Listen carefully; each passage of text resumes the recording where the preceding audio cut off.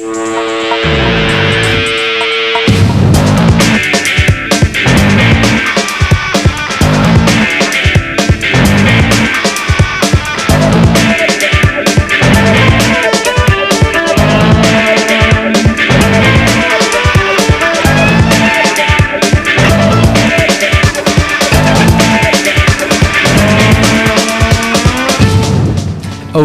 Oasis, The Facts. Their 1995 debut album, Definitely Maybe, was the fastest selling UK debut of all time. Its follow-up, What's the Story, Morning Glory, became the second biggest selling UK album ever and the fastest selling album since Michael Jackson's Bad. It featured the single Wonderwall, which in 1997 was the song you heard on every radio and TV, in every pub, street and sing-song. It was the Hey Jude of the 90s. It was an album that raised the bar for an entire generation of bands. And at the centre of Oasis were two brothers, the Gallaghers from Manchester, shy retiring types called Noel, the songwriter, and Liam, the singer. It's a fair bet to say you've probably heard of them, seen them perhaps in the odd newspaper headline or on TV somewhere, as despite their obvious reticence, they do seem to attract the odd bit of attention. Of course, it could all have been very different if perhaps Noel had never seen the Inspiral Carpets and thought, yes, a guitar technician, that's the life for me. I used to go and see them, and then I was at a Stone Roses gig, and there was a guy stood beside me on the balcony, and he had a Walkman, and he was taping the gig, and I asked him if I give him my address, would he send me a copy of the tape? And then we kind of got chatting and realised that he was in the Inspiral Carpets, and kind of got friendly with him from there, and then they kicked their lead singer out and asked me to audition for their lead singer's job, and I didn't get it because I was too cool, and I ended up setting the guitars up and the drums and that. I was in Munich with the Inspiral Carpets, and I phoned my mum, and she said that Liam had joined the band, and I said, doing what? And she said, singing, and I laughed. I still am. It was the funniest thing I'd ever heard. And so when I got back off one of the tours, I don't know, they asked me to be their manager, which I declined, and then they begged me, all of them, all four of them got down on their knees and begged me to join their band and write songs, and I said, no, go on then. And so Noel joined his brother's band with Gwigsy, Bonehead and Tony. Strangely, they weren't that brilliant to begin with, but Noel was in no doubt where the talent lay. I'll be quite frank, the band have never had it. You know, I was the first person to realise how good it was. You know, I'm still not sure Liam ever does, do you know what I mean? Liam lives kind of in his own little bubble, but songwriting, as he'll tell you, it's kind of like a sport. The more you practice at it, the better that you get. You know, if you don't write a song for about a year or something, it's very, very difficult to pick that up. You know, if you're constantly writing, you know, you'll find that you'll write more often than not more good stuff than bad stuff. So after about a year or two, I was practiced at writing songs, and they just started to get better. It's rumoured that when the band signed to Alan McGee's Creation Records, he sent a copy of their first single to all the other bands at the label, with a note saying, "This is what a single sounds like." He discovered them in Glasgow. We used to share a rehearsal room with an all-girl band, where they were all the rage then. There was that Riot Girl thing going on. I mean, it's appalling, girls in bands. And they had a gig up in Glasgow, and they asked us to go and play with them. So we did, and Alan McGee, one of the girls who was in the all-girl band, was one of his ex-girlfriends.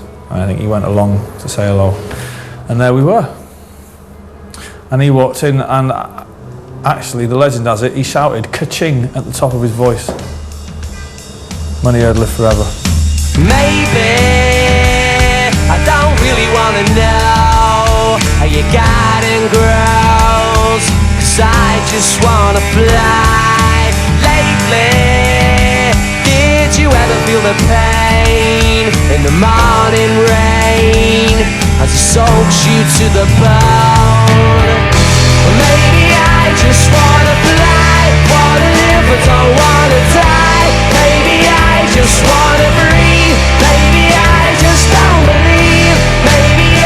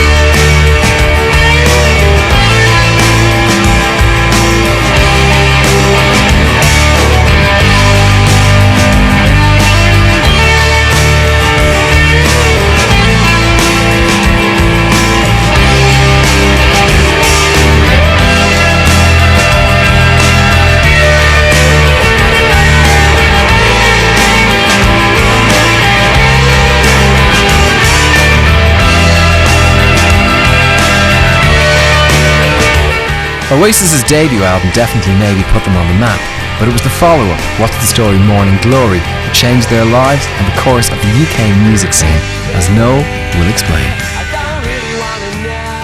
Musically, Morning Glory, groundbreaking, I don't know, but it set that. I don't like to use this word because it's an American, no offence to you, but it raised the bar. It made everybody else better. It made Radiohead better. It made U2 better. It made The Verve better. It inspired the likes of Coldplay. You know, all of a sudden, you know, it wasn't acceptable not to sell millions of records. You know what I mean? We kind of blew the door open, really. And well, I don't know about groundbreaking. Maybe in terms of record sales. I've never understood the pretensions of rock stars that when they claim to be in the studio, oh, we knew we were making an important record. Because that, how can you predict that all those people are going to go and buy it? You can't. I mean, if it was that easy, I'd live in a house like this. But you can't listen to someone and say that's really important and it's going to be massive, because that's crazy talk. We knew, even from the outset, there was people within our little circle, whatever you call it, who were saying, it were kind of making noises that it wasn't as good as the first one. Even then, you know, but we just knew it was something different. You know, Champagne Supernova and Don't Look Back in Anger, and some might say Morning Glory, they're all great songs, you know, I mean, we still play them to this day, which is probably the greatest compliment I can play them. I kind of go on stage most nights, and I'll be halfway through Don't Look Back in Anger and think, what the fuck does it mean? I mean, really, what does it, you know, who is she and where's she going? And why should she not? Do you know what I mean? It freaks me out. Is it possible to walk slowly down a hall faster than a cannonball? With the success of Morning Glory, Oasis were officially the biggest and the best band on the planet. But before long, it was obvious that the level of success was bound to have a negative impact on the music. You only get paid a year after you start, you see. So about a year after Morning Glory coming out is when the money started to come in. And that's when the fun started.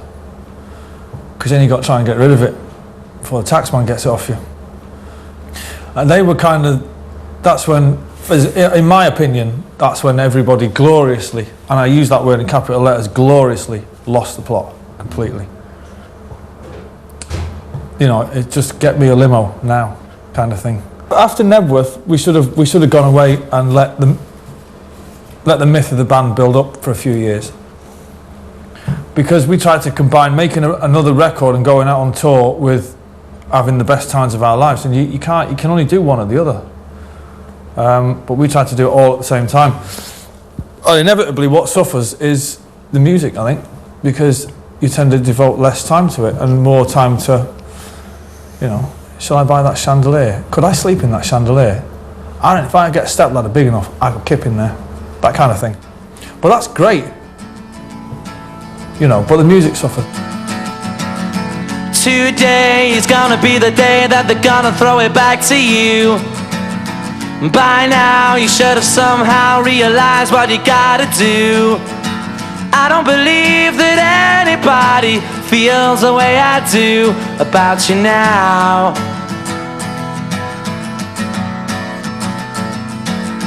Backbeat, the word is on the street that the fire in your heart is out.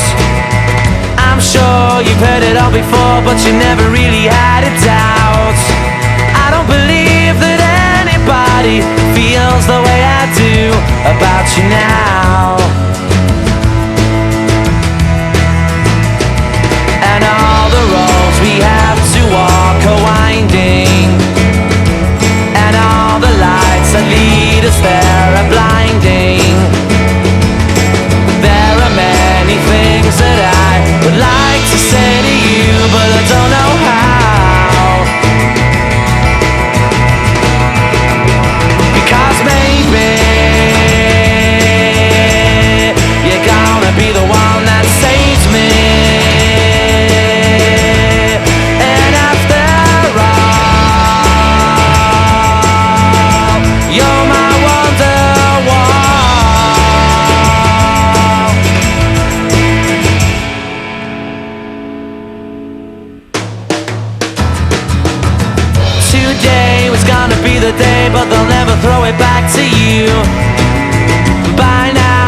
somehow realize what you're not to do.